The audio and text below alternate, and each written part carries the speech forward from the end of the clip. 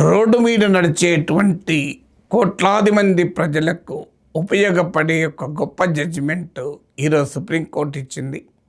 ఓ కేసులో తీర్పు చెప్తూ right to walk on footpath అనేది కూడా ఫండమెంటల్ రైట్, ప్రాథమిక హక్కుగా సుప్రీంకోర్టు గుర్తించాలని తీర్పు చెప్పింది.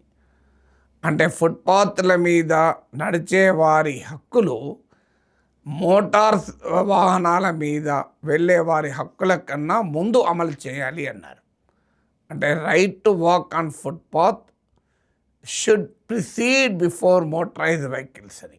అంటే రోడ్డు పైన కార్లలో బండ్లలో వెళ్ళే వారి కన్నా ముందు ఫుట్పాత్ల మీద నడిచే వారికి ప్రాధాన్యత ఇవ్వాలి అని సుప్రీంకోర్టు పేర్కొంది. దీనికి రాజ్యాంగమైన ఇంటర్ప్రిటేషన్ కూడా ఇచ్చింది.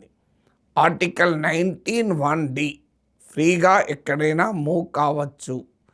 అలాగే ఆర్టికల్ 21 రైట్ టు లైఫ్, ఈ రెండు రాజ్యాంగ అధికరణల కిందికి వస్తుంది నడిచే హక్కు, ఫుట్పాత్ పైన నడిచే హక్కు అని సుప్రీంకోర్టు తీర్పు. చాలా అద్భుతమైన తీర్పు. ఎందుకంటే చాలా నగరాల్లో, పెద్ద పెద్ద పట్టణాల్లో ఫుట్పాత్లు ఆక్రమించేస్తున్నారు.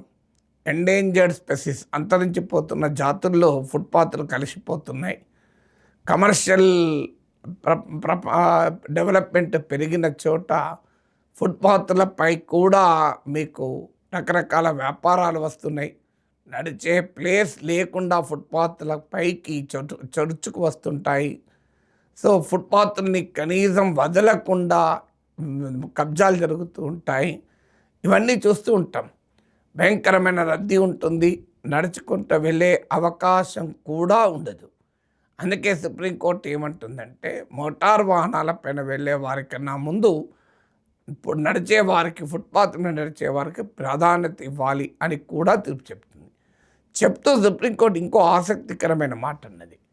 ఇది రాజ్యాంగం ప్రకారము ఫుట్పాత్ల మీద నడిచే హక్కు ఆర్టికల్ 19(1)D, ఆర్టికల్ 21 కిందికి వచ్చినా దీనికి సంబంధించిన చట్టం ఏదీ లేదు గనక తక్షణం దీనికి ఒక చట్టబద్ధతను కల్పించండి, ఒక చట్టం చేయండి. రైట్ టు వాక్ దాన్ని ఫండమెంటల్ రైట్గా గుర్తించడానికి వీలుగా ఓ చట్టం కూడా చెయ్యండి అని తీర్పు చెప్పింది. కేంద్ర ప్రభుత్వానికి సంబంధించిన శాఖలకు ఈ తీర్పు కాపీలను పంపించండి, లా కమిషన్కు ఈ తీర్పు కాపీలు పంపించండి అని కూడా సుప్రీంకోర్టు ఆదేశించింది. ఎందుకంటే లా చేయడం ద్వారా ఈ హక్కుల్ని గుర్తించడమే కాకుండా ఈ హక్కులు అమలు చేయటానికి అవసరమైన విధి విధానాలు రూపొందించవచ్చు, యంత్రాంగాన్ని ఏర్పాటు చేయవచ్చు. ఈ చట్టం అమలు కాకపోతే తీసుకోవాల్సిన పెనాల్టీస్ ఏంటి, అమలు కానప్పుడు బాధితులకు ఉండే నష్టపరిహార హక్కులు ఏంటివి, వీటిని అమలు చేయడానికి బాధ్యత ఎవరిది, అలాగే రెగ్యులేటరీ వ్యవస్థ, అమలు చేయించే యంత్రాంగం ఏంటి, అమలు చేయని వారిపైన చర్యలు తీసుకునేటువంటి వ్యవస్థలు ఏంటివి, ఇలాంటివన్నిటినీ ఆ చట్టంలో పొందుపరచాలని కూడా స్పష్టంగా తీర్పు చెప్పింది. అందువల్ల ఇక ఫుట్పాత్ని ఆక్రమిస్తే అది నేరం అవుతున్నప్పుడు, ఫుట్పాత్ లేకపోతే ఎవరైనా వెళ్ళి నాకు ఇంకో ఫుట్పాత్ లేకపోవడం వల్ల నాకు ఈ నష్టం జరిగింది అని కోర్టుకు వెళ్ళి నష్టపరిహారాన్ని కూడా క్లెయిమ్ చేయొచ్చు. అసలు ఈ కేసే చాలా విషాదమైన కేసు. 5 ఏళ్ల బాలుడు తండ్రితో పాటు నడుచుకుంటూ స్కూల్కి వెళ్తే ఫుట్పాత్ పైన సో అతనికి యాక్సిడెంట్ జరిగి చనిపోతాడు. సో ఆ బిడ్డ చనిపోయినందుకు నష్టపరిహారం కావాలంటూ ఆ తండ్రి కోర్టుకు ఎక్కుతాడు. సో 25 లక్షల 25 lakh నష్టపరిహారం అడిగితే 4,70,000 నష్టపరిహారం మాత్రమే మంజూరవుతుంది. ఇప్పుడు సుప్రీంకోర్టు దీనిపైన తీర్పు చెప్తూ 11,44,000 దాకా ఇవ్వాలి నష్టపరిహారం చెప్తూ ఈ అబ్జర్వేషన్ చేసింది. ఆ కేసును అవకాశంగా తీసుకొని ఈ అబ్జర్వేషన్ చేసి ఈ కేసు టైటిల్ని కూడా right to walk as a fundamental right అనే జడ్జిమెంట్ లాగా దీన్ని గుర్తించాలి. ఫలితంగా ఇది అమలు చేయడానికి, ఎన్ఫోర్స్ చేయడానికి వీలు కలుగుతుంది అని కూడా సుప్రీంకోర్టు పేర్కొంది. సుప్రీంకోర్టు ఈ తీర్పు చెప్పటానికి ప్రాతిపదిక ఏంటంటే article 19(1)D right to move freely anywhere in the territory of India. అంటే భారత భూభాగంలో ఎక్కడికైనా వెళ్ళే హక్కు ఉండడం అనేది ఫండమెంటల్ రైట్గా ఆర్టికల్ 19(1) గుర్తిస్తుంది. సుప్రీంకోర్టు అన్నది ఏంటంటే ఫ్రీగా మూమెంట్ అంటే అర్థం వాహనాల్లోనే మూమెంట్ కాదు. అసలు ఈ వాహనాలు అనేవి రోడ్డు మీదకి రాకముందు కూడా మానవుడు నడుస్తూ ఉన్నాడు. అందువల్ల నడవడం అనేదే ప్రైమరీ యాక్టివిటీ, వాహనాల్లో వెళ్ళడమే తర్వాత వచ్చింది. అందువల్ల నడిచే హక్కు అనేది రైట్ టు లైఫ్, జీవించే హక్కు, right to life and liberty article 21లో కీలకం అంటూ సుప్రీంకోర్టు పేర్కొంది.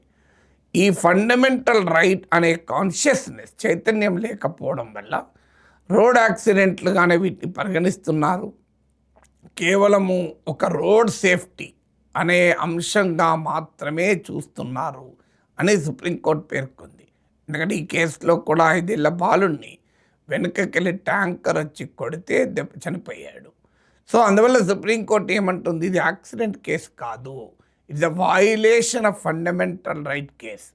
ఒక్కసారి యాక్సిడెంట్ కేసు అన్నప్పుడు ఆ యాక్సిడెంట్కు కారణమైన వ్యక్తికి శిక్ష పెద్దగా ఉండదు, నష్టపరిహారం కూడా పెద్దగా రాదు. కానీ వయలేషన్ ఆఫ్ ఫండమెంటల్ రైట్ అనేది అన్నప్పుడు ఆ రైట్ని ఎన్ఫోర్స్ చేసే వారిపైన బాధ్యత ఉంటుంది, రెమెడీస్ కూడా బెటర్గా ఉంటుంది. అందుకే సుప్రీంకోర్టు ఏమంటుందంటే మీరు right to walk on footpath అంటే ఒకటి క్లియర్గా డిమార్కేటెడ్ ఫుట్పాత్ ఉండాలి, అంటే స్పష్టంగా నిర్దేశించబడిన ఫుట్పాత్ ఉండాలి. 2 అది వెల్ మెయింటైన్డ్గా ఉండాలి, ఇష్టం వచ్చినట్టుగా ఉండకూడదు.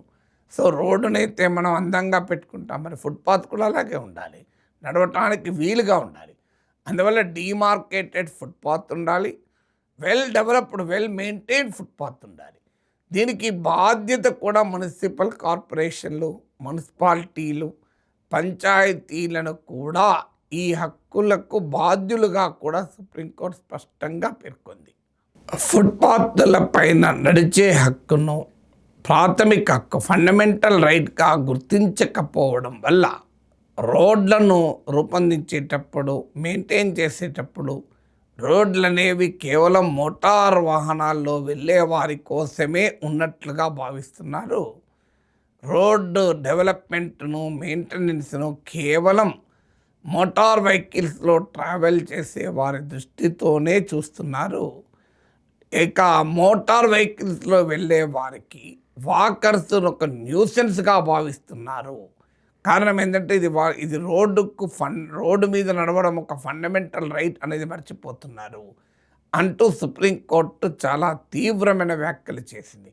ఇది న్యూసెన్స్ కాదు, రోడ్డు పైన మొదటి హక్కు నడిచేవారికి, రోడ్డు పైన నడిచే వారికి ఉన్న మొదటి హక్కును గుర్తిస్తున్నాం. వారిది fundamental right and primary right. అంటే అందరికన్నా ముందు రోడ్డు పైన కారులో వెళ్ళే వారికి హక్కులు ఉండవు. ఎంతను 1 కోటి రూపాయల కారులో వెళ్ళే వారికి కాదు హక్కు, నడిచే వారికే మొదటి హక్కు ఉంటుంది అని సుప్రీంకోర్టు స్పష్టంగా తీర్పు చెప్పింది.